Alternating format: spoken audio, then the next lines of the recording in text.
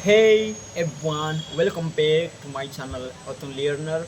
Today I have a best chapter. Okay, that is the best way to start a new habit. This is the chapter 5 of Atomic Habit. Okay, you want listen carefully and understand what are given in this chapter. Okay,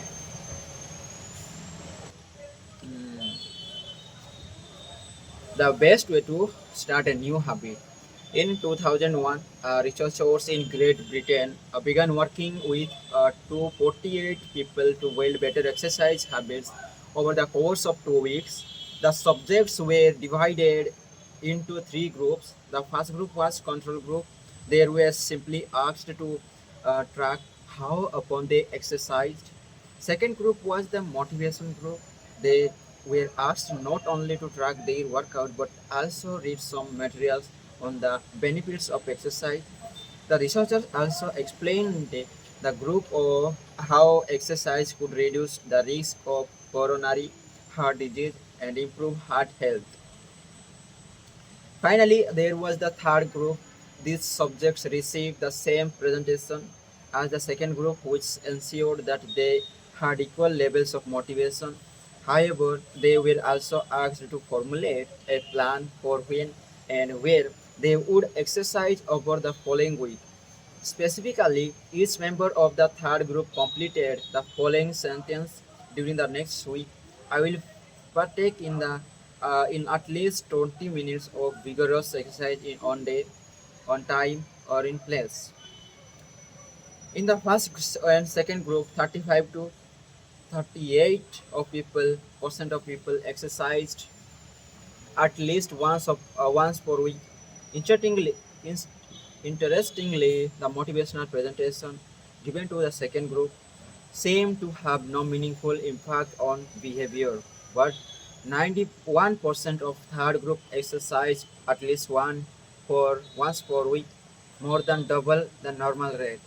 The sentence they fill out is what researchers refer to as an implementation intention, which is a plan you make beforehand about when and where to act.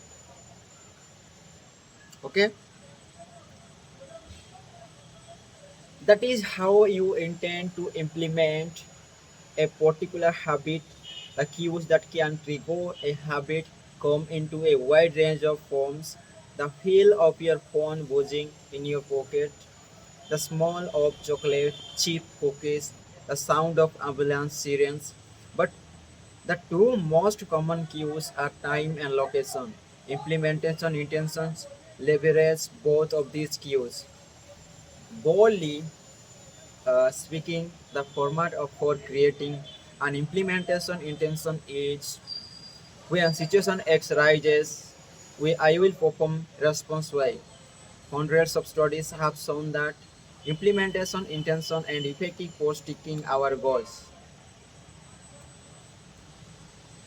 whether it's writing down the exact time and date when you will get to a flu shot and recording the time of your colon, colonoscopy appointment. They increase the odds that people will stick with habits like recycling, studying, going to sleep early, and stopping smoking. Researchers have been even found that voter turnout increases when people are forced to create implementation intentions by answering questions like what route are you taking to the polling station, at what time are you planning to go, what bus will get you there. Other successful government programs have promoted citizens to make a clear plan to send taxes in on time or provided directions on when and where to pay late traffic bills. The punch line is clear. People who make a specific plan for when and where they will perform a new habit are more likely to follow through. Too many people, too many people try to change their habits without these basic details figured out. Well, tell ourselves I am going to eat healthier or I am going to write more. but we never say when and where these habits are going to happen. We leave it up to chance and hope that we will just remember to do it or feel motivated at the right time. An implementation intention sweeps away foggy notions like I want to work out more or I want to be more productive or I should vote and transforms them into a concrete plan of action. Many people think they lack motivation when what they really lack is clarity. Okay, clarity is main important. It is not always obvious when and where to take action. Some people spend their entire life waiting for the time to be right to make an improvement. Once an implementation intention has been set, you don't have to wait for inspiration to strike. Do I write a chapter today or not? Do I meditate this morning or at lunch? When the moment of action occurs, there is no need to make a decision. Simply follow your predetermined plan. The simple way to apply this strategy is to fill out this sentence. I will meditate at every each every each gap in any time, anywhere, in my room and in my dining hall, anywhere. Meditation. I will meditate for 1 minute at 7 o'clock in my kitchen. Studying. I will study Spanish for 20 minutes at 6 p.m. in my bedroom. Exercise. I will exercise for hour at 5 p.m. in my local gym. Marriage. I will make my partner a cup of tea at 8 a.m. in the kitchen. Okay. Okay. Mm, if you aren't sure when to start your habit, try to the first day of the week, a month, or year. People are more likely to take actions at those times because hope is usually higher. If we have hope to have a reason to take action, the fresh start feels motivation. There is another benefit to implementation intentions. Being specific about what you want and how you will achieve it helps you say no to things that derail progress, distract your attention, and pull you off course. When we often says yes to little request because we are not clear enough about what we need to be doing instead. When your dreams are vague, it's easy to rationalize little exceptions all day long and never get round to the specific things you need to do to succeed. Give your habits a time and a space to live in the world. The goal is to make the time and location so obvious that with enough repetition, you will get an urge to do the right thing at the right time, even if you can't say why. As the writer Jason Zwing noted, obviously you are never going to just work out without conscious thought, but like a dog salivating at a bell, maybe you start to get antsy around the time of day you normally work out. There are many ways to use implementation intentions in your life and work. My favorite approach is one I learned from Stanford Professor B.J. Fogg, and it is the strategy I report to as habit stacking. Okay, habit stacking, a simple plan to overhaul your habits. The French philosopher Denis Diderot Diderot lived nearly his entire life in poverty, but that all changed one day in 1765. Diderot's daughter was about to be married and he could not afford to pay for the wedding. Despite his lack of wealth, Diderot was well known for his role as the co-founder and the writer encyclopedia, one of the most comprehensive cyclopedias of the time. When the Catherine the Great, the Empress of Russia, heard of Diderot's financial troubles, her heart went out to him. She was a book lover and greatly enjoyed his encyclopedia. She offered to buy Diderot's personal library for £1,000, more than $150,000 today. Suddenly, Diderot had money to spare with his new wealth. He not only paid for wedding but also acquired a scarlet robe for himself. Diderot's scarlet robe was beautiful, so beautiful, in fact, that he immediately noticed how out of the place it seems when surrounded by his more common possessions. He wrote that there was no more coordination, no more unity, no more beauty between his elegant robe and the rest of his stock. Diderot soon felt the urge to upgrade his possessions. He replaced his robe with one from Damascus. He decorated his home with expensive sculpture. He brought a mirror to place above the mantel and a better kitchen table. He tossed aside his old straw chair for a leather one.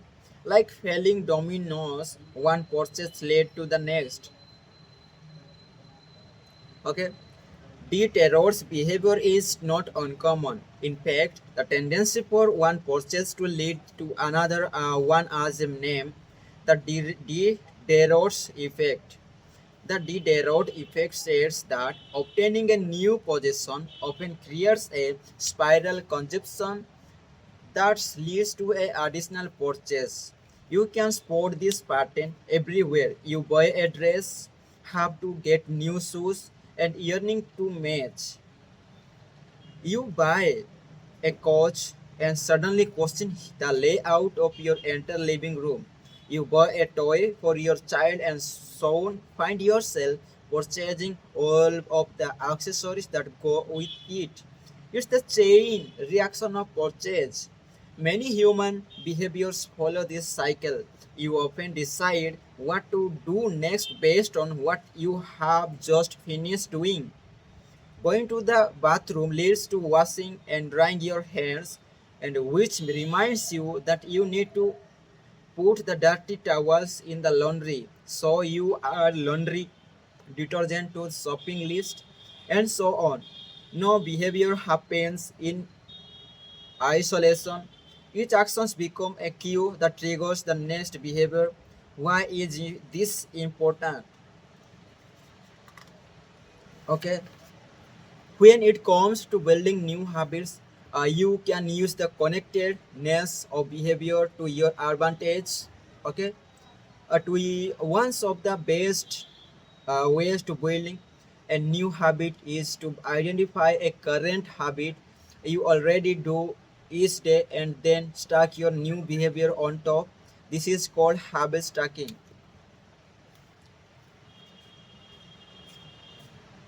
Identify the current habit you already do each day and then stack your new behavior on top. This is called habit stacking. Okay. Habit stacking is a special form of an implementation intention. Rather than pairing your new habit with a particular time and location, you pair it with a current habit.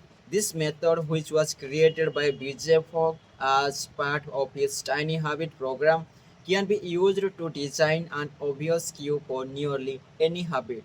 The habit stacking formula: after current habit, I will new habit. For example, meditation. After I pour my cup of coffee each morning, I will meditate for 1 minute. Exercise. After I take off my work shoes, I will immediately change into my workout clothes. Gratitude. After I sit down to dinner, I will say to one thing I am grateful for that happened today. Marriage.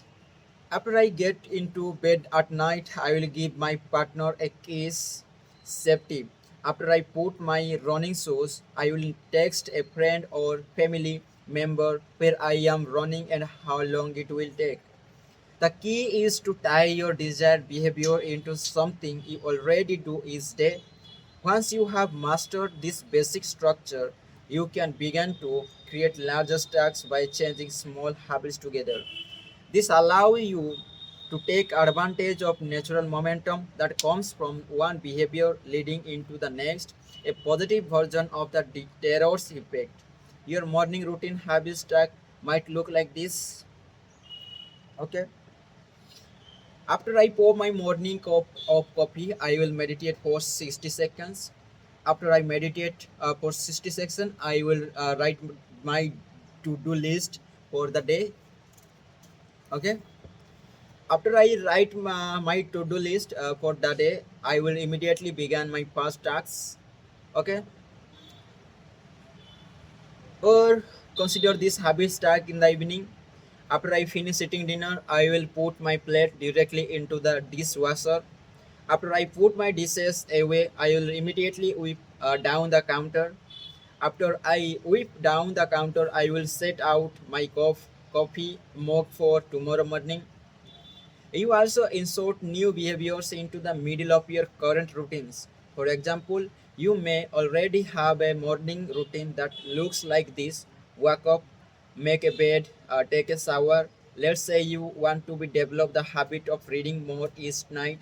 You can expand your habit stack and trying something like wake up, make my bed, place a book on my pillow, take a shower. Now when you climb into bed each night, a book will sitting there waiting for you to enjoy. Overall, habit tracking allows you to create a set of simple rules that guide your future behavior. It's like you always have a game plan for which actions should come next. Once you get comfortable with this approach, you can develop general habits stacks to guide you whenever the situation is appropriate. Exercise. When I see a set of stairs, I will take them instead of using the elevator. Social social skills. When I walk into a party, I will introduce myself to someone I don't know yet. Finance. When I want to buy something over $100, I will wait 24 hours before purchasing. Okay. Healthy eating. When I serve myself a meal, I will always put veggies on my plate first. Minimalism. When I buy a new item, I will give something away. One in, one out. Mood. When the phone rings, I will take one deep breath and smile before answering. Forgetfulness. When I leave a public place, I will check the table and chairs to make sure I don't leave anything behind. No matter how you use this strategy, the secret to creating a successful habit stack is selecting the right cue to kick things off. Unlike an implementation intention, which specifically states the time and location for a given behavior, habit tracking implicitly has the time and location built into it. When and where you choose to insert a habit into your daily routine can make a big difference. If you are trying to add meditation into your morning routine, but mornings are chaotic and your kids keep running into the room, then that may be wrong place and time. Consider when you are most likely to be successful. Don't ask yourself to do a habit when you are likely to be occupied with something else. Your cue should also have the same frequency as your desired habit. If you want to do a habit every day, but you stack it on top of a habit that only happens on Mondays, that's not good choice. One way to find the right trigger for your habit stack is by brainstorming a list of your current habits. You can use your habits scorecard from the last chapter as a starting point. Alternatively, you can create a list with two columns. In the first column, write down the habits you do each day without fail. For example, get out of bed, start the work day, take a shower, eat lunch, brush your teeth, end the workday, get dressed, change out of work clothes, brew a cup of coffee, sit down for dinner, eat breakfast, turn off the lights, take the kids to school, get into bed. Your list can be much longer, but you get the idea. In the second column, write down all of the things that happen to you each day without fail. For example, the sun rises, you get a text message, the song you are listening to ends, the sun sets. Armed with these two lists, you can begin searching for the best place to layer your new habit into your lifestyle. Habit stacking works but best when the cue is highly specific and immediately actionable. Many people select cues that are too vague. I made this mistake myself. When I wanted to start a push-up habit, my habit stack was when I take a break for lunch, I will do 10 push ups. At first glance, this sounded reasonable, but soon I realized the trigger was unclear. I would do my push ups before I ate lunch. After I at lunch, where would I do them? After a few inconsistent days, I changed my habit stack to when I close my laptop for lunch. I will do 10 push ups next to my desk and be duty gone. Habits like read more, eat better are worthy causes, but these goals do not provide instruction on how and when to act. Be specific and clear after I close the door, after I brush my teeth, after I sit down the table. The specificity is important. The more tightly bound your new habit is to a specific cue, the better the odds are that you will notice when the time comes to act. The first law of behavior change is to make obvious. Strategies like implementation intention and habit stacking are among the most practical ways to create obvious cues for your habits and design a clear plan for your when and where to take action. Okay, this is all about the chapter, uh, the best way to start a new habit. Okay, the summary of this chapter is the first law of behavior change is to make it obvious. The most common cues of your habit are the time and location. Creating an implementation intention is a strategy you can use to pair a new habit with a specific time and location. The implementation intention formula is I will uh, behavior at time in location. Habit stacking is a strategy you can use to pair a new habit with a current habit. Habit stacking formula is after current habit I will new habit. Okay, this is the all about the chapter 5, the best way to start a new habit. Okay, there are two formula given. First is the implementation intention formula and another is the habit stacking formula. Okay, two formulas are more important to be build new habit. Okay, start new habit. Okay, time and location is specific. Okay, you not to be trying to add your new habit, then give your specific time and specific location. Okay, choose your right location at the right time to doing right habit. Okay, thanks for watching and thanks for listening my this reading video. Okay, see you next video with new chapter 6, that is motivation is overrated, environment open matters more. Okay, see you next video. Tata, bye. In see you next video.